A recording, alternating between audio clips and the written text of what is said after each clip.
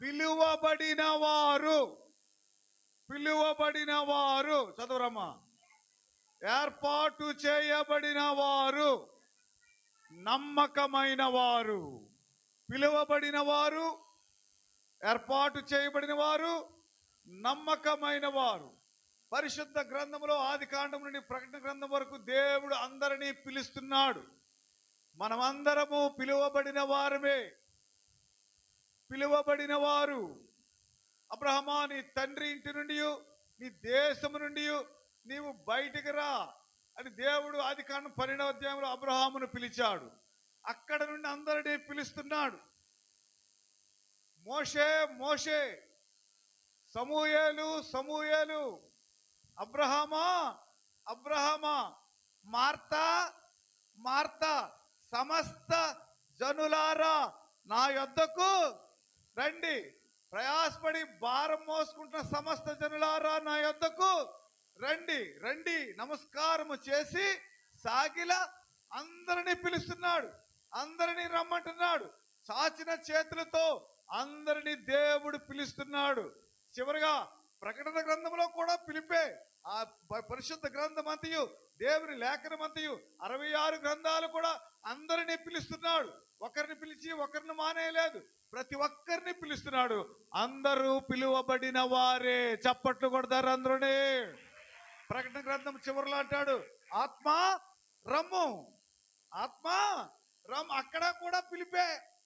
పిలువబడిన వారు, తర్వాత ఏర్పాటు చేయబడిన వారు. అందరము మందిరానికి పిలువబడ్డాం. కొంతమంది ఏర్పాటు చేయబడ్డారు. ఇదిగో ఆర్కెస్ట్రా, ఈ వాయిద్యాలు అందించడం కొరకు, పాటలు పాడడం కొరకు, పరిచర్య చేయడం కొరకు, వాక్యం చదవడం కొరకు, ప్రార్థనలు చేయడం కొరకు, ఈ విధంగా ఒక్కొక్కరికి ఒక్కొక్క ఏర్పాటు. ఏర్పాటు చేయబడిన వారు, పిలువబడిన వారు, ఏర్పాటు చేయబడిన వారు, నమ్మకమైన వారు. అందరము పిలువబడిన వారువే. అందరము ఏర్పాటు చేయబడిన వారిలో ఉన్నవారువే. అయితే నమ్మకమైన వారు, నమ్మకమైన వారు. పిలువబడిన వారు అనేకులు, ఏర్పాటు చేయబడిన వారు కొద్దిమందే, నమ్మకమైన వారు బహు కొద్దిమంది. 160 మంది పాస్టర్లు ఉన్నాం మండపేటలో. 1970లో 5గురే ఉండేవారు పాస్టర్. 5 మందిరాలే పిలువబడ్డారు. అందులో కొంతమంది ఏర్పాటు చేయబడ్డారు. రోజుకి 2-3 లక్షలు ఖర్చు పెట్టి కోటాలు ఎట్టేటువంటి ఆర్థిక స్తోమతతో వారు ఏర్పాటు చేయబడ్డారు. అలాగనే పిలువబడ్డారు. పిలువబడిన వారు ఉన్నారు, ఏర్పాటు చేయబడిన వారు ఉన్నారు, నమ్మకమైన వారు ఎంతమంది ఉన్నాం? ఏ గుంపులో ఉందారు మనం? పిలువబడిన వారు గుంపులో ఉందారా? ఏర్పాటు చేయబడిన వారి గుంపులో ఉందారా? నమ్మకమైన వారి గుంపులో ఉందారా?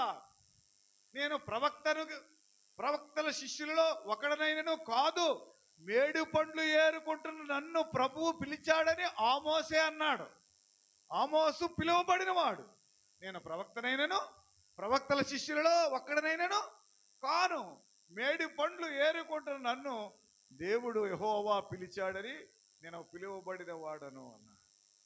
అయితే రాజులు మారతారు, రాజ్యాలు మారతాయి.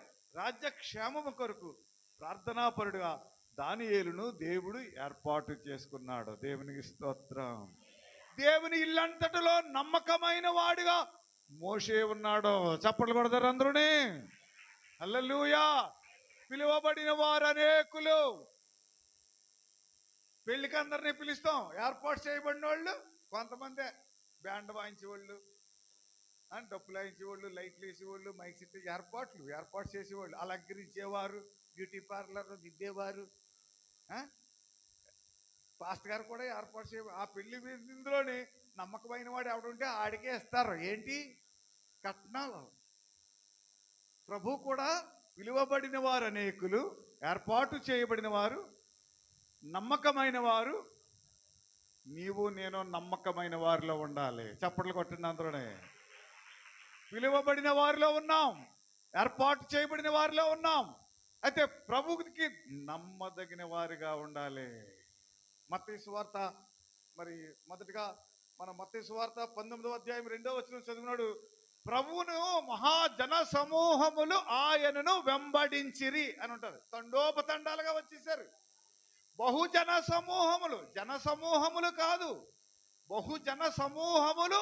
ప్రభువు బోధ ప్రారంభించినప్పుడు బహుజన సమూహములు వెంబడించారు. ఎంతమంది వచ్చేసారో అక్కడ లెక్కలేదు. బహుజన సమూహములు. ఇప్పుడు 25,000 20,000 వచ్చేస్తున్నారు, 30,000 వచ్చేస్తున్నారు మా గుడికి అంటున్నారు. చాలా సంతోషం. ఇదిగో ప్రభువును కూడా మొదట్లో బహుజన సమూహములు వెంబడించిరి. రాను రాను రాను యోహాను సువార్త 6వ అధ్యాయము 66వ వచనం వచ్చేసరికి అక్కడ 70 మందే మిగిలారు. అక్కడ యోహాను సువార్త 6వ అధ్యాయము అమ్మా అప్పటి నుండి ఆయన శిష్యులలో అనేకులు వెనక తిరిగిరి. బహుజన సమూహములు మత్తయి సువార్తలో వచ్చారు. యోహాను సువార్తకు వచ్చేసరికి ఆయన శిష్యులలో అనేకులు వెనకబడిపోయారు. అలాగనే లూకా సువార్త 6వ అధ్యాయానికి వచ్చేసరికి బహుజన సమూహములు 70 మంది శిష్యులు, అలాగనే వెనకబడిపోయిన వారు అందరూ కాకుండా మిగిలిన వారు ఇంకెంతమంది ఉన్నారు చదవరా. మత్తయి సువార్త 17వ అధ్యాయము 1వ వచనము 2వ వచనం చదువుమా. మత్తయి సువార్త 17వ అధ్యాయము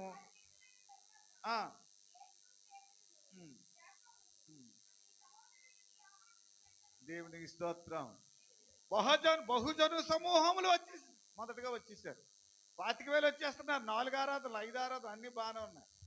ఇదిగో చివరికి 70 మంది అయ్యారు. మహా చివరికి వచ్చేసరికి 12 మంది శిష్యులయ్యారు. బహుజన సమూహములు 12 మంది అయ్యారు. అయితే ప్రభువు శిలువ దగ్గర ఒక్కరే ఉన్నారు. చప్పట్లు కొట్టండి. హల్లెలూయా. పిలువబడిన వారు అనేకులు, ఏర్పాటు చేయబడిన వారు కొద్దిమంది, నమ్మకమైన వారు బహు కొద్దిమంది. నీవు నేను బహు కొద్దిమంది అయినా నమ్మకమైన వారిలో ఉండాలి.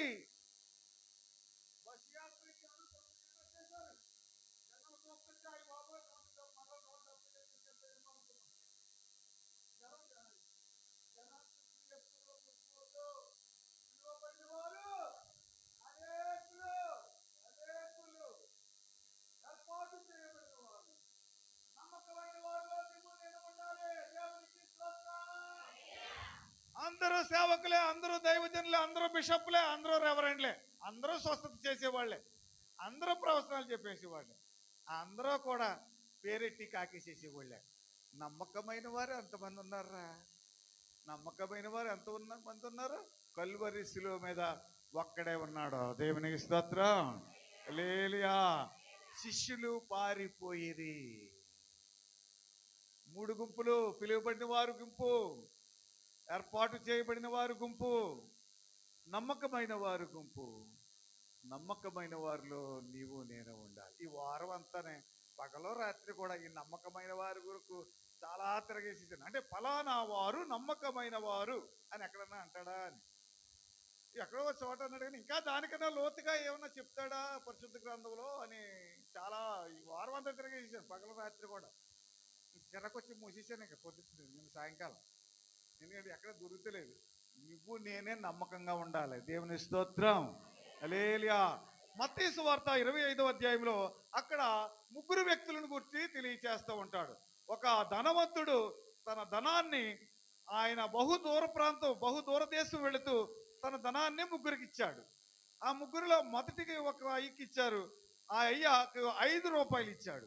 5 రూపాయలు ఇచ్చినప్పుడు మరొక 2వ ఆయనకు 5 రూపాయలు ఇచ్చాడు. 3వ అతనికి 2 రూపాయలు ఇచ్చాడు. మనకు అర్థమయ్యే విధంగా చెప్తున్నాను. అయితే ప్రియమైన దేవుని బిడ్డలారా, మొదట మరి 5 రూపాయలు, తరువాత 2వ ఆయన 2 రూపాయలు, 3వ అతను 1 రూపాయి తీసుకున్నాడు. కొంతకాలం అయిన తర్వాత ఆ ధనవంతుడు, ఆ దూరం వెళ్ళినటువంటి ధనవంతుడు, వేరే దేశం వెళ్ళినటువంటి ఆ ధనవంతుడు తిరిగి మరలా ఆయన వచ్చి వారిని అడిగాడు, అయ్యా నీకు 5 తలాంతులు ఇచ్చాను, 5 రూపాయలు నీకు ఇచ్చాను కదా, నువ్వేం చేసావురా అని అంటే ఆయన అంటాడు, అయ్యా నీవు నాకు 5 తలాంతులు ఇచ్చావు, నీవిచ్చిన 5 తలాంతులను నేను మరి 5 తలాంతులుగా నేను అభివృద్ధి చేశాను, ఇదిగో నీ 10 తలాంతులు అని 10 రూపాయలు ఇదిగో అని యజమానుడికి ఇచ్చాడటండి. అప్పుడు ప్రభు అంటాడు, బడా నమ్మకమైన మంచి దాసుడా, దేవునికి స్తోత్రం. నువ్వు కొంచెములో నమ్మకముగా ఉన్నావు గనక నీవు నా ఇల్లంతటిలో నమ్మకమైన వాడు అని దేవుడు అక్కడ ఆ 5 రూపాయలను 10 రూపాయలు చేసిన సహోదరుని గురించి దేవుడు నమ్మకమైన దాసుడా అని సాక్ష్యం ఇచ్చాడు. చప్పట్లు కొడుతూ దేవుని స్తుతించండి. హల్లెలూయా. మరి ఆ విధంగానే రెండవ వాణిని కూడా అడిగాడు. రెండవ వాణిని కూడా అడిగినప్పుడు రెండవ వారు కూడా ఆయన కూడా తెలియజేస్తాడు, అలాగునే 2 తీసుకుని వాడు మరి 2 సంపాదించెను. దేవునికి స్తోత్రం. హల్లెలూయా. 5 తీసుకున్నవాడు 5 తలాంతులు సంపాదించాడు.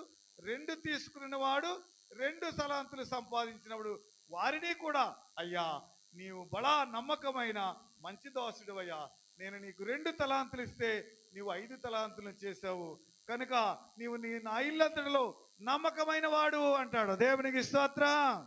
అయితే మరొక 3వ వ్యక్తిని అడుగుతాడు. ఆ 3వ వ్యక్తిని అడిగితే, అయితే 1 తలాంతు తీసుకుని వాడు వెళ్ళి భూమి త్రవ్వి తన యజమానుని సొమ్మును దాచిపెట్టెను. 5 ఇచ్చిన వాడు 5 రూపాయలు తీసుకున్నవారు 10 రూపాయలు చేశారు. 2 రూపాయలు తీసుకున్నవారు 4 రూపాయలు చేశారు. 1 రూపాయి తీసుకున్నవాడు భూమి త్రవ్వి భూమిలో, ఆయన దగ్గర కూడా వచ్చాడు యజమానుడు. అయ్యా నువ్వు తీసుకున్నావు కదా, అవును, నువ్వు విత్తని చోట పోయేవాడు, చల్లని చోట పంట కూర్చుకునేవాడు గనక నేను నీవిచ్చినది త్రవ్వి భూమిలో పాతి పెట్టాను, నువ్వు నాకు 1 ఇచ్చావు కాబట్టి నీ 1 నీకు ఇచ్చేస్తున్నాను అన్నాడు. అప్పుడు ప్రభు అంటాడు, సోమరివైన చెడ్డ దాసుడా. నమ్మకమైన దాసులని వారిద్దరూ పిలువబడ్డారు. ఈ సహోదరుడైతే సోమరివైన చెడ్డ దాసుడా. కప్పెట్టి భూమిలో కప్పెట్టేసావా? షావుకర్లకి ఇచ్చిన వడ్డీ కూడా వచ్చును. దేవునికి స్తోత్రం. నువ్వు ఏ వ్యాపారం చేయకపోయినా నీ తలాంతు షావుకర్లకి ఇచ్చావనుకో, వడ్డీకి ఇస్తే వడ్డీ అన్నా వచ్చిండ్రా. నీవు చెడ్డవాడు అయినటువంటి దాసుడు కనుక నీకు ఉన్నది తీసివేయబడును. ముందు వారు ఇద్దరు అంటాడు, కొంచెములో మీరు నమ్మకముగా ఉన్నారు కనుక మీరు అధికముగా ఇవ్వబడును. దేవునికి స్తోత్రం. ఈ వ్యక్తిని అంటాడు, నీవు సోమరువైన చెడ్డదాసుడా, నీవు నిష్ప్రయోజనంగా చేసేసావు గనక నీ దగ్గర ఉన్నది కూడా తీసివేయబడును. నమ్మకముగా ఉండాలంటే ఫలించాలి. దేవునికి స్తోత్రం. నమ్మకముగా ఉండాలంటే అభివృద్ధిలో ఉండాలి, అభివృద్ధి పొందాలి, ఆశీర్వాదంలో ఉండాలి, కృపలో ఉండాలి. పిలువబడిన వారు, ఏర్పాటు చేయబడిన వారు, నమ్మకమైన వారు, ఇదిగో నమ్మకమైన వారు, వారికి ఇవ్వబడింది, వారు 2 చేశారు. చప్పట్లు కొడుతూ దేవుని స్తుతించండి. హల్లెలూయా. సోమరి ఇచ్చినటువంటిది త్రవ్వి భూమిలో పాతి పెట్టాడు. దేవుడు మనకిచ్చినటువంటి రక్షణ, దేవుడు మనకిచ్చినటువంటి ప్రార్థన అనేటువంటి వరం, దేవుడు మనకిచ్చినటువంటి మోకాళ్ళను పోనేటువంటి వరం, దేవుడు మనకిచ్చినటువంటి కుటుంబం అనేటువంటి వ్యవస్థ, దేవుడు మనకిచ్చినటువంటి గర్భఫలములు అనేటువంటి వ్యవస్థ, దేవుడు మనకిచ్చిన ఆరోగ్యం అనే వ్యవస్థ, దేవుడు మనకిచ్చినటువంటి తలాంతులను పాతి పెట్టామా, అభివృద్ధి చేస్తున్నామా? నమ్మకమైన వారిలో ఉందారా, సోమరివైన చెడ్డ దాసులలో ఉందారా? ఈ మధ్యాహ్నం మనమే ఆలోచించుకుందారే. దేవునికి స్తోత్రం. హల్లెలూయా.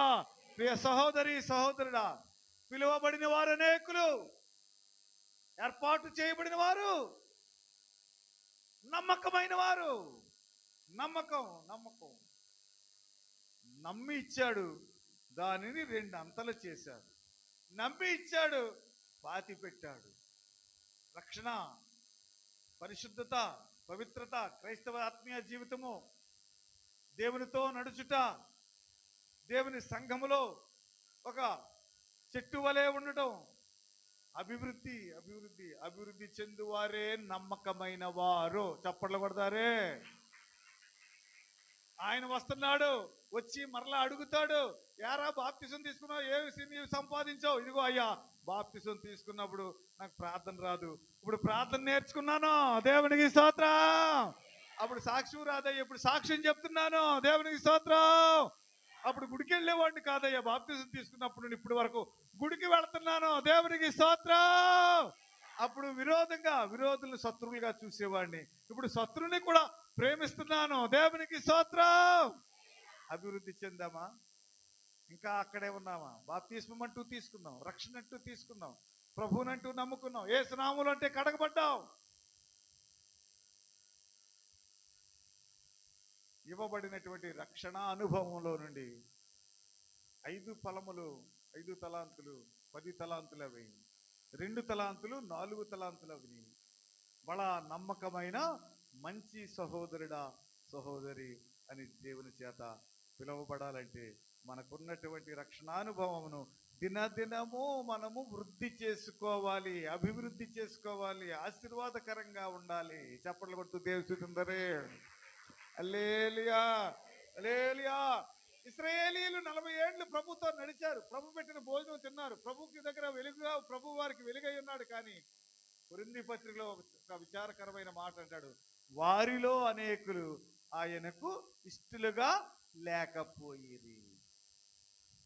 40 సంవత్సరాలు, 20 ఏళ్ళ నుండి మందిరానికి వస్తున్నాం, 30 సంవత్సరాల నుండి మందిరం దగ్గరికి వస్తున్నాం. ఇదిగో ఇశ్రాయేలీయులు వారిలో అనేకులు ఆయనకు ఇష్టలుగా ఉండకపోయి. కారణం నమ్మకంగా ఉండలేకపోవడానికి కారణం వారు మర్చిపోయారు. ఎర్ర సముద్రము దాటినటువంటి ఆ విధానాన్ని మర్చిపోయారు, మన్నాను తిన్నటువంటి విధానాన్ని మర్చిపోయారు. వారి బిడ్డలకు కూడా దేవుని గురించి చెప్పలేదు కనుక యేసుని, యెహోవాను ఎరగని తరము వారు వచ్చారు. వారి తర్వాత వారు, మన తరం, తదుపరి తరం వారికి మనమే చెప్పాలి, యెహోవాను ఎరగని తరము. ఎందుకు యెహోవా వారికి తెలియలేదంటే వారి తల్లిదండ్రులు వారికి చెప్పలేదంటున్నాడు ఒక భక్తుడు. వారి తల్లిదండ్రులు వారికి చెప్పాలి, అయ్యా మనం ఎర్ర సముద్రం దాటిన వాళ్ళు 430 సంవత్సరాలు ఐగుప్తులో ఉన్నాం, ఇదిగో 40 సంవత్సరాలు అరణ్యంలో నడిచాం. పగలు మేఘస్తంభంగా దేవుడున్నాడు, రాత్రి అగ్నిస్తంభంగా దేవుడున్నాడు. జీవము గల దేవుడు, భూమి ఆకాశములు సృజించిన యెహోవాయే మన దేవుడని వారి బిడ్డలకు వారి తల్లిదండ్రులు చెప్పలేదు కనుక వారి తర్వాత తరం వారు యెహోవాను ఎరగని తరము వారయ్యారండి. ఇప్పుడున్న ఈ స్థితిని చూసి, ఈ మేడమెత్తులను చూసి, ఈ బంగ్లాలు, ఈ కార్లు, ఈ మోటార్ సైకిళ్ళు, ఈ డబ్బులు, ఈ ఏటీఎం కార్డులు, ఈ బ్యాంకులు చూసి మన పిల్లలు ఏదో అనుకుంటారు. మనం పిల్లలకు మనమే చెప్పాలి, దేవునికి స్తోత్రం. ఒకప్పుడు ఎన్నిక లేనటువంటి వారు, ఒకప్పుడు ఏమీ లేనటువంటి వారు, ఇదిగో ప్రభు కృపను బట్టి మోకాళ్ళు ఉంచాము, మోకాళ్ళులో ఉన్న దీవెన దేవుడు ఇది నాన్న ఈ విధంగా మనకు అనుగ్రహించాడు. ఈ స్థితికి ఈనాడు ప్రాముఖ్యమైనటువంటిది, ముఖ్యమైన కారణము దేవుని యొక్క కృపని, దేవుని కృపను మన బిడ్డలకు మనము తెలియచేయాలి. దేవునికి స్తోత్రం. అంటే మన పాత స్థితి వారికి తెలదు. ఇప్పుడు స్థితి చూసుకుని వీరందరూ కూడా వీరేదో అనుకుంటారు, ఇదేమన్నా అనుకుంటారు. ఇది కాదు రామందే, మన పాత స్థితి వేరుగా ఉంది. మునుపు దూరస్తులము, ఇప్పుడు క్రీస్తు చేస్తున్నందు. చప్పట్లు కొట్టరే. దేవుని బిడ్డలారా, నమ్మకమైన వారుగా ఉండాలి.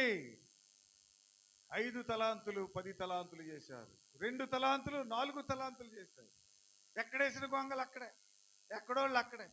ఇక ఎందుకు అభివృద్ధిలోనికి రాలేకపోతున్నాం, ఎందుకు ఆశీర్వాదంలోనికి యెహోవా చేసిన కార్యములు వారు మరచిపోయిరి.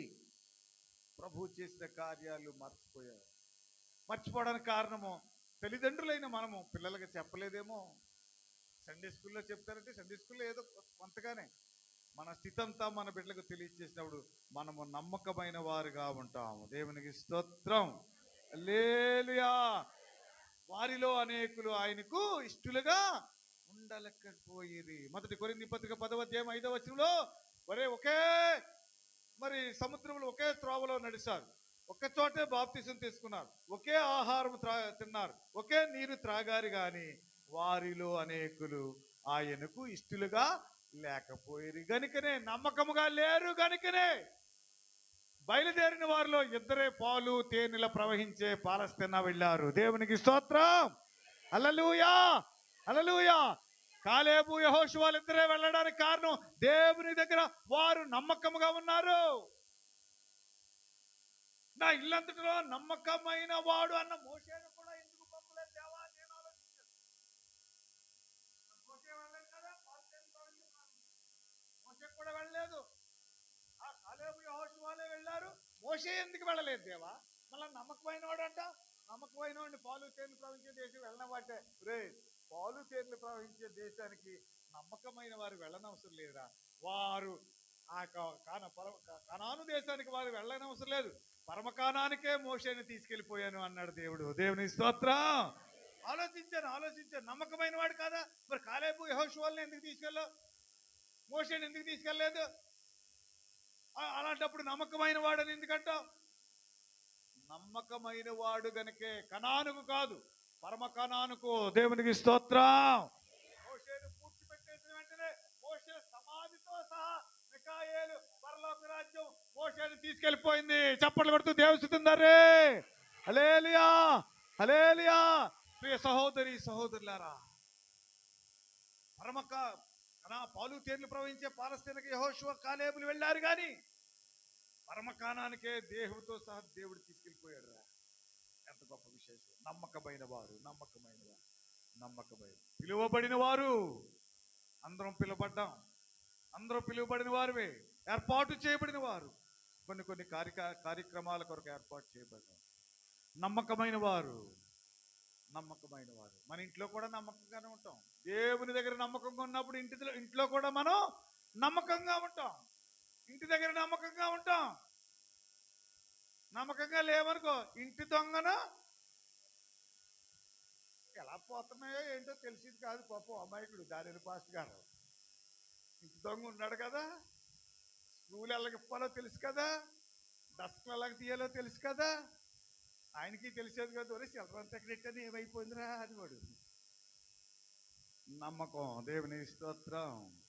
ప్రభు దగ్గర నమ్మకంగా ఉన్నాడు కనుకనే నా కుమారుడా, నా ఇల్లంతటిలో నమ్మకమైన వాడా, నువ్వు వెళ్ళొద్దురా. ఇంకా ఆలోచించారు, ఒకవేళ మోషే గాని పాదం పెట్టుంటారా ఆ రోజు ఆ కనానులో, ఆ పాలు తేనెలు ప్రవహించే కనానులో, వాళ్ళు ప్రశాంతంగా ఉందిరేమో. మోషే కాలు పెట్టలేదు కనుక ఇప్పటికీ కొట్టుకు సత్తన్నారు. ఇగో 10 ఏళ్ళ నుండి ఇశ్రాయేలు యుద్ధం జరుగుతుంది కదా. దేవా, మోషేని అంటి పట్టుకెళ్ళిపోయేమో దేవా. ఎందుకంటే వీరు పోరాడు వారిగా ఉండాలంటే రోజు శ్రమ ఉండాలి. 10 నెలల నుండి యుద్ధం జరుగుతుందిరా. మనం బాగానే ఉన్నాం. ఇశ్రాయేల్ దేశంలో గాజా మొత్తం సర్వనాశనం అయిపోయింది. దేవా, మోషే గాని పాదం పెట్టుంటే, ఆ పరిశుద్ధుడు, ఆ సాత్వికుడు, ఆ దీనుడు, నీ ఇంట్లో నమ్మకమైన ఆ భక్తుడు గారి ఆ స్థలంలో ఆ భూమి మీద పాదం పెట్టుంటే ఆ భూమి మీద నెమ్మదిగా ఉండినేమో. వాళ్ళ నెమ్మదిగా ఉంటే కుదురైన వాళ్ళు కాదు ఇశ్రాయేలు. తిరుగుబాటు చేసేవారు, లోబడని వారు, మెడ వంచని వారు, దేవునికి వ్యతిరేకంగా జీవించేవారు, దేవుని పాపము చేసేటువంటి వారికి బుద్ధి రావాలంటే వారు బ్రతుకున్నంతకాలం కూడా, భూమి ఉన్నంతకాలం కూడా వారు యుద్ధంలోనే ఉండాలి. యుద్ధంలో ఉన్నప్పుడే, సమస్య ఉన్నప్పుడే, శోధన ఉన్నప్పుడే, కష్టం ఉన్నప్పుడే, కన్నీరు ఉన్నప్పుడే, వేదన ఉన్నప్పుడే వారు మోకరించి దేవునితో పోరాడు వారుగా, ఇశ్రాయేలీలుగా, ప్రార్థనా పరులుగా ఉంటారని దేవుడు మోషే యొక్క పాదమును ఆ ఇశ్రాయేలు దేశంలో పెట్టనివ్వలేదేమో నేను అనుకున్నాను. దేవునికి స్తోత్రం. హల్లెలూయా. ఎప్పుడు మోకాళ్ళు వేస్తాం? కుర్రోడికి బాగోలేనప్పుడు, కూతురికి బాగోలేవు, లేకపోతే భర్త గారు దవడ మీద పట్టునే పీకేసినప్పుడు యుద్ధం ఉండాలి. రోజు గొడవ ఉండాలి, రోజు సమస్య ఉండాలి. సమస్య ఉన్నప్పుడే శాంతి కొరకు మోకాళ్ళు వేస్తాం. దేవునికి స్తోత్రం. హల్లెలూయా. అప్పుడు పాడదాం, ప్రార్థించమంటివి ప్రభువా సంకట సమయములు ప్రార్థించమంటివి ప్రభువా, సంకట దయ చూపి నన్ను కరుణించి ప్రేమతో ఆదరించుమయా, నీ పాద సన్నిధికి కృపా. అందరూ పాడండి. నీ ప్రేమ కనుగొనుచు దేవా. దేవునికి స్తోత్రం. హల్లెలూయా. ఏదో ఒక సమస్య వచ్చినప్పుడే, శోధన వచ్చినప్పుడే మోకాళ్ళు వేస్తాము కనుక రోజు పోరాడు మరిగా. ఇశ్రాయేలు అనగా దేవునితో దేవునితో యుద్ధం, దేవునితో గొడవ. నువ్వు నెక్కుతావా, మేము నెక్కుతావా?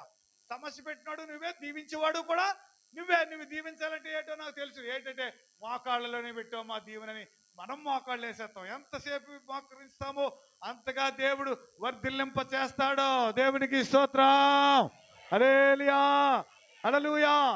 మోకాళ్ళు వేయడానికి వీలు కాని వారు కూర్చున్నాం, నిలవబడం. ఆఖరి చివరిగా మీ పడకల మీద ఉండి మీరు ధ్యానము.